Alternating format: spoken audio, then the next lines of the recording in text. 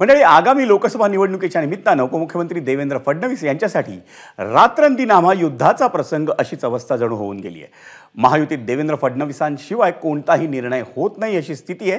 त्यामुळे फडणवीसांच्या सागर या शासकीय निवासस्थानी त्यांच्या भेटीसाठी इच्छुक उमेदवार, कार्यकर्ते आणि पक्षाच्या नेत्यांचा महापूर येतोय। केवळ भाजपचेच नाही तर शिंदेंच्या शिवसेनेचे आणि अजित पवारांच्या राष्ट्रवादीच्या नेत्यांचीही सागर बंगल्यावर रीग लागली आहे। तिन्ही पक्षांचे उमेदवार आणि तिन्ही पक्षांचे इच्छुक उमेदवार यांना अपॉइंटमेंटसाठी वेळ देता येता फडणवीसांच्या पीएनची अक्षरशः धांदल उडते।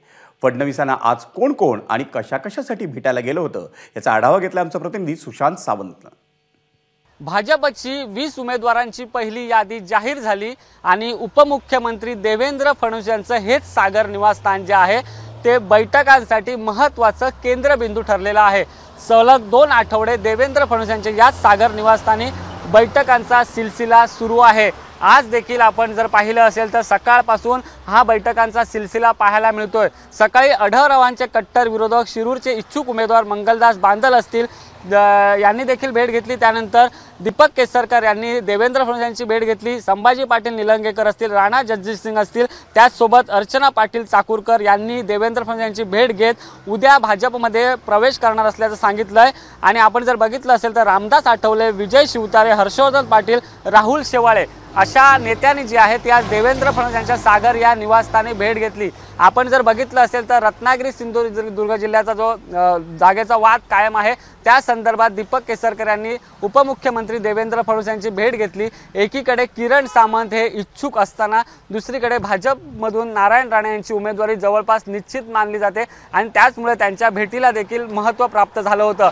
दुसरीकडे हर्षवर्धन पाटील असतील, विजय शिवतारे असतील यांनी देखील देवेंद्र फडणवीस यांची भेट घेतली। बारामतीच्या जागेचा तिढा सोडवण्याचं महत्त्वपूर्ण काम जे आहे ते उपमुख्यमंत्री देवेंद्र फडणवीस यांनी केलेलं आहे। आणि जर मिशन 45+ गाठायचं असेल तर प्रत्येक लोकसभा मतदारसंघ जो आहे तो महत्त्वाचा आहे सांगून पटवून देत असताना आपल्याला पाहायला मिळतात। दुसरीकडे आपण जर बघितलं असेल तर महायुतीचे मित्रपक्ष जे आहेत ते देखील देवेंद्र फडणवीस यांना भेटतायत। आज रामदास आठवले यांनी देखील देवेंद्र फडणवीस यांची भेट घेतली आणि आपल्याला 2 जागा हव्या अशी मागणी केली। मात्र त्यांची देखील समजूत काढण्यात देवेंद्र फडणवीस यांना यश आल्याचं आपल्याला पाहायला मिळालं।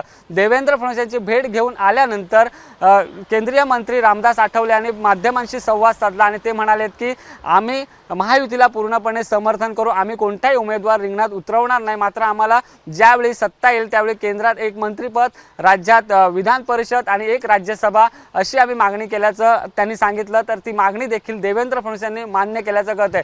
दुसरीकडे हर्षवर्धन पाटील यांच्यासोबत जवळपास शेकडो कार्यकर्ते जे आहेत ते देवेंद्र फडणवीस यांच्या भेटीला आलेत, कारण बारामतीची जागा जी आहे ती महत्त्वाची आहे आणि ती जागा जिंकण्यासाठी स्वतः देवेंद्र फडणवीस प्रयत्न करताना पाहायला मिळतात। तिथले अंतर्गत वाद असतील ते मिटवण्याचा प्रयत्न देवेंद्र फडणवीस करतात। विजय शिवतारे असतील, हर्षवर्धन पाटील असतील यांना कुठेतरी समजवण्याचा प्रयत्न देवेंद्र फडणवीस करतात।